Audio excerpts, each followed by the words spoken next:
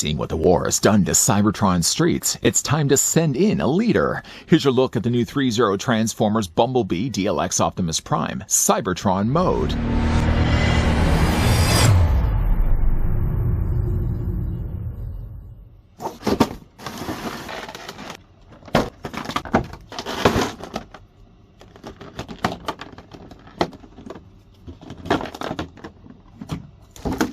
Presenting the courageous leader of the Autobots, Optimus Prime, as presented in the opening Cybertron scene from Transformers Bumblebee. Standing at a height of approximately 11.2 inches, Transformers Bumblebee DLX Optimus Prime Cybertron mode is fully articulated with approximately 53 points of articulation in a die-cast metal frame, which allows for a wide range of dynamic poses while maintaining stability. The armors, non-detachable, adopt the design of Cybertron mode. The detailed sculpture and weathered paint application restore Optimus Prime as shown in the movie. DLX Optimus Prime Cybertron mode contains an impressive attention to detail. His eyes are equipped with LED light effects, making the figure come to life. Accessories include an ion blaster and 5 sets of interchangeable hands, a left command hand, fist, relaxed hands, spread hands, and weapon-holding hands. When paired with the DLX action stand, he is capable of a large variety of iconic poses. While I may not be able to tell you the whereabouts of B-127, I can tell you, though, if you're looking to locate Optimus Prime, he should be available right now through online sites that currently stock Threezero products. Speaking of Threezero, though, I'd like to thank the folks over at Threezero that did provide this sample of the Transformers Bumblebee DLX Optimus Prime in the Cybertron mode.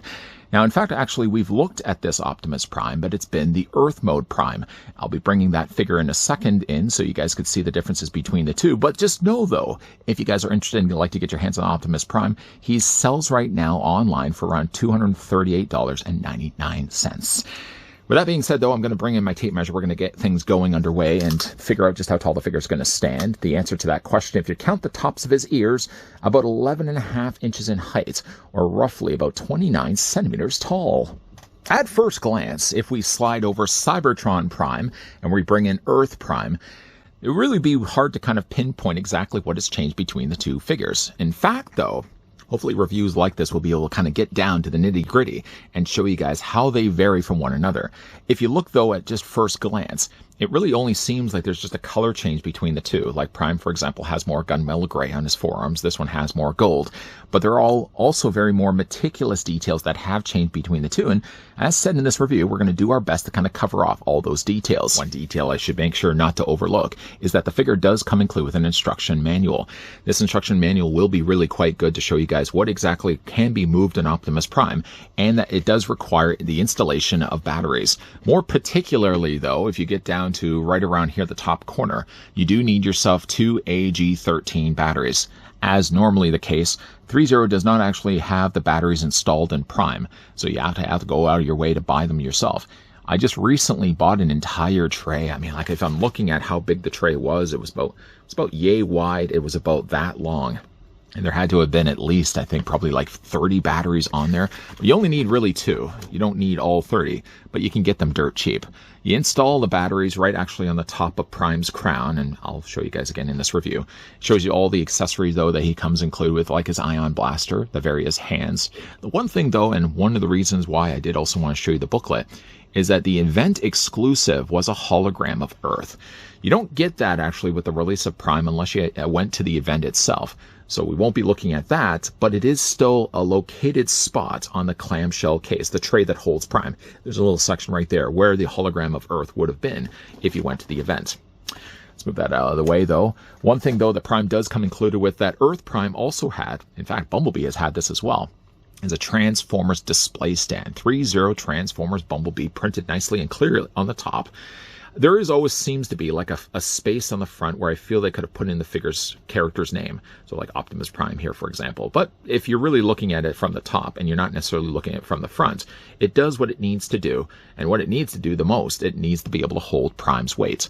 The neck itself, as we've seen in the past, is one thing that you have to install. So this part snaps in. So if you actually look on the bottom of it, it basically snaps through and opens up. So it's quite securely in place. You have to do the same thing for the front as well.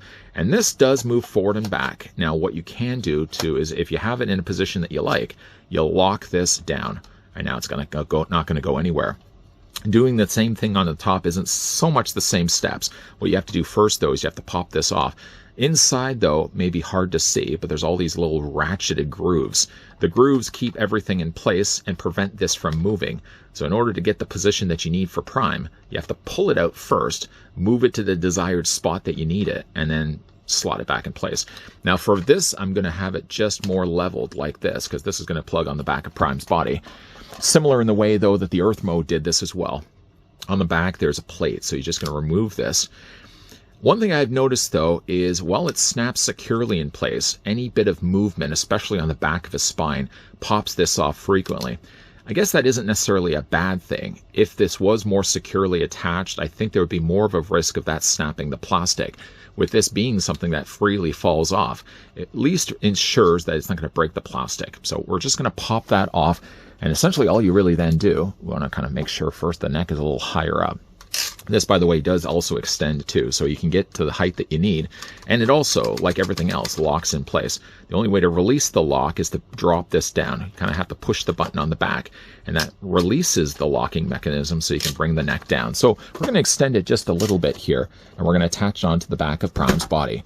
Now, again, I probably don't have this in the position that I really need to have it, but it does show you, though, it holds successfully the weight of Prime, a heavy body and all, and it does actually do a job of good holding it in place. If you ever want to have, for example, as we're going to be seeing in a second with this ion blaster, if you want to have Prime in his iconic pose of leaping in the air, shooting down the Decepticons, you can easily pull that off with the stand that they include. Stands aside, let's look at the other accessories that come included with Optimus Prime. Just as iconic, though, as the look of Prime, he does come included, of course, with his classic ion blaster. The blaster, while I don't have the one right now for Earth Prime, I kind of stored everything away in totes. The blaster, it looks like it's very similar in design to the one that we got with the Earth mode. It does also have a removable clip, so you can take that off. It's weird, though, to kind of look at someone's Cybertronian and expect to see ammunition inside the clip. But it does have something that can be removed, and it's a nicely overall detailed piece. It looks like they may have even started it. If you look at kind of the color inside, it looks like it's a little bit darker. It would stand then to reason that they probably have molded this in a little bit darker of a color and then brushed nicely a silver finish over top of it. Of course, he does have the needed hands to hold this. Those hands, in fact, are one of many. The figure has, first of all, on the ends of his forearms, a pair of closed fists. I know it's not really going to be doing really much of anything. May perhaps entertain the idea that the figure does also come included with a pair of relaxed hands.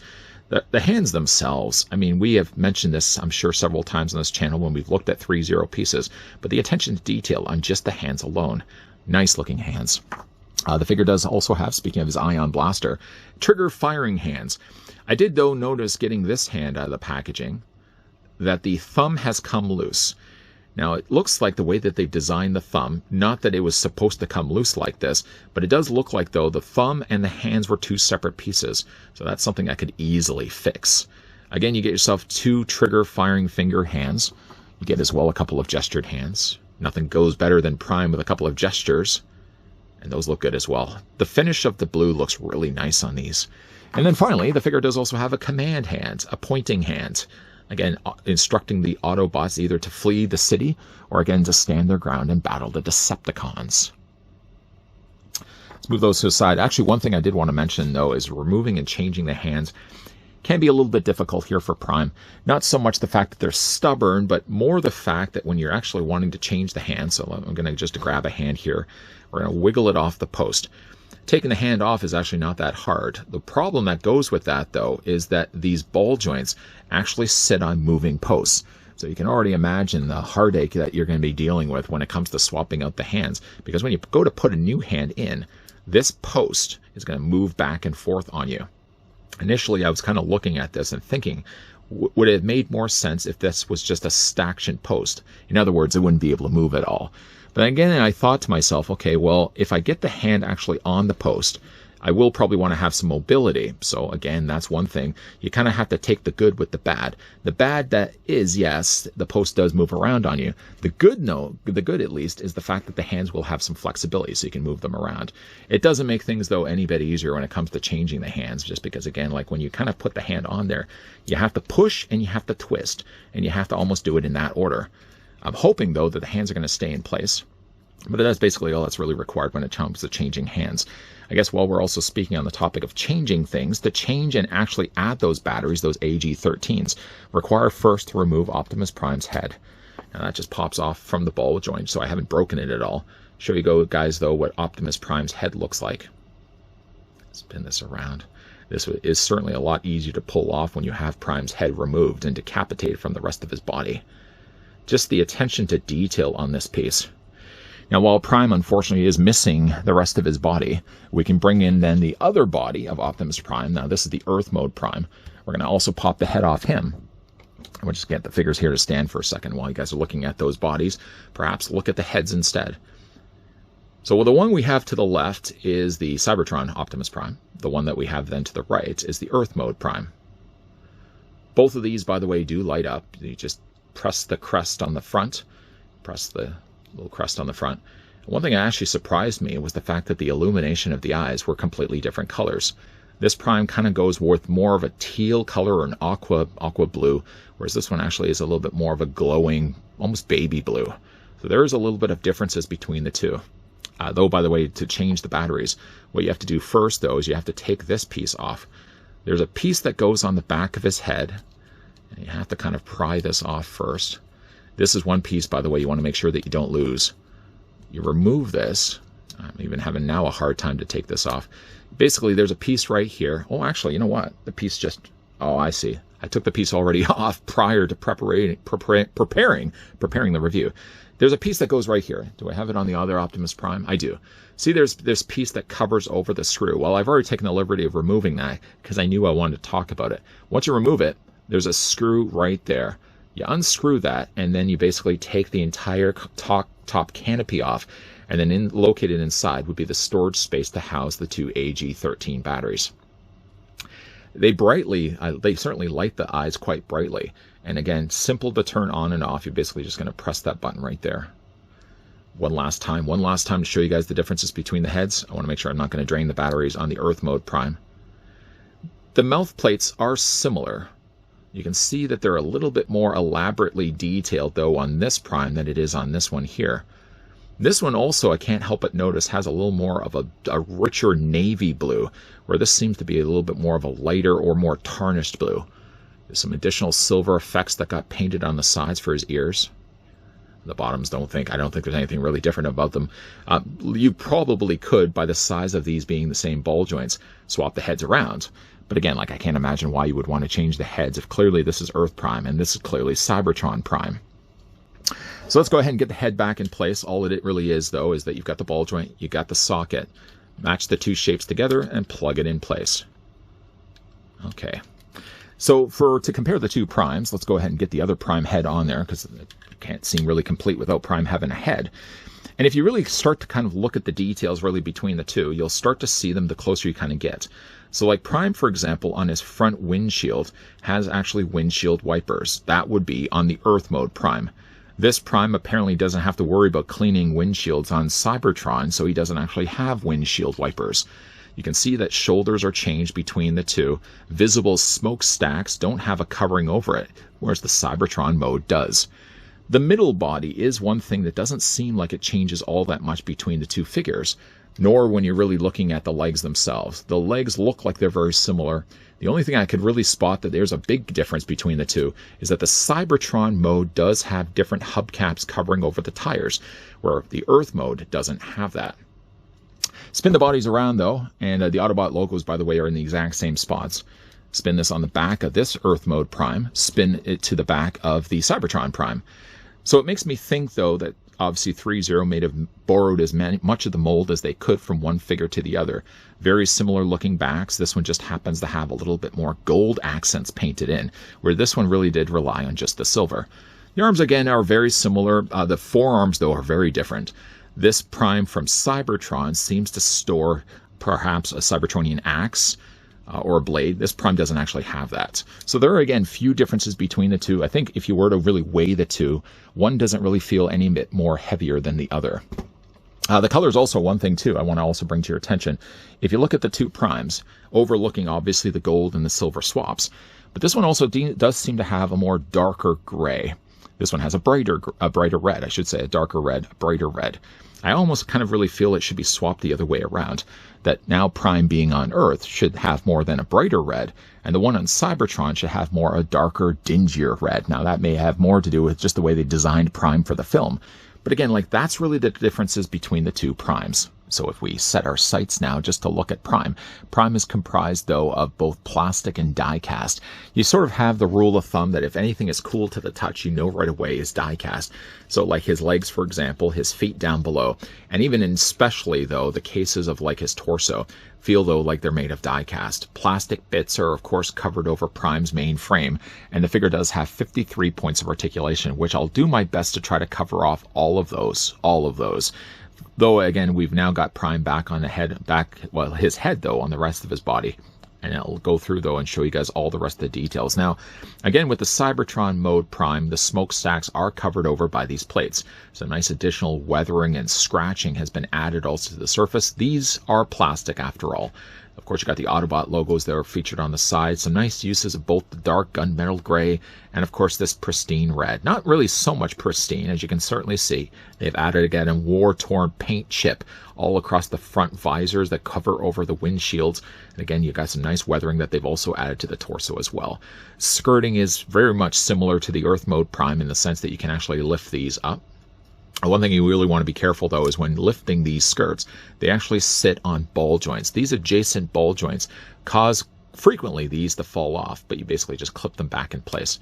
These skirtings also move out as well for the freedom of having the legs being able to split. Again, we'll kind of cover off all those details in a second. Again, tires on the side. These tires don't necessarily move. They're more show than they are tell. And of course, you got the really large, clunky feet on the bottom of the Prime. Now, these, again, are heavy. They're die-cast. They're cool to the touch.